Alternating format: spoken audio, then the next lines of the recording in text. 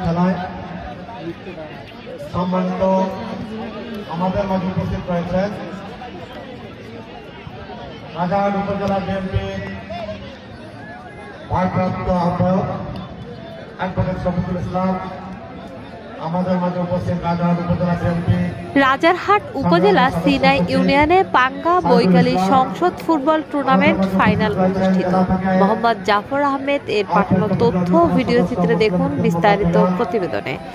Sinai ২০ বাড়ি খুলি বৈঠক ও পাঙ্গা ১ নং মীরের বাড়ি ফুটবল টুর্নামেন্ট ফাইনাল ম্যাচ উদ্বোধন শেষে উঠান বৈঠকে প্রধান অতিথি হিসেবে বক্তব্য রাখেন কুড়িগ্রাম ২ আসনের বিএনপি মনোনীত ধানের শীষ প্রার্থী আলহাজ সোহেল হোসাইন কায়কোবাদ, সদস্য সচিব জেলা বিএনপি কুড়িগ্রাম। তিনি বলেন, বিগত দিনে কুড়িগ্রামের কোনো উন্নয়ন হয়নি। কুড়িগ্রামের মানুষ অতি সহজ সরল, তাই নির্বাচনের সময় বিভিন্ন মিথ্যা প্রতিশ্রুতি দিয়ে নির্বাচিত হয়ে চলে যায়, আর খুঁজে পাওয়া যায় না। আমি আপনাদেরকে মিথ্যা প্রতিশ্রুতি দিতে চাই না। বিএনপি সরকার গঠন করলে আমি সংসদ সদস্য প্রার্থী নির্বাচিত হলে এই অবহেলিত কুড়িগ্রামকে রোল মডেল হিসেবে গড়ে তুলব। আমি আপনাদের কাছে দোয়া ও সমর্থন চাই। এ সময় আরো উপস্থিত ছিলেন রাজারহাট থানা ইউনিয়নের বিএনপির বিভিন্ন নেতাকর্মী উপস্থিত ছিলেন।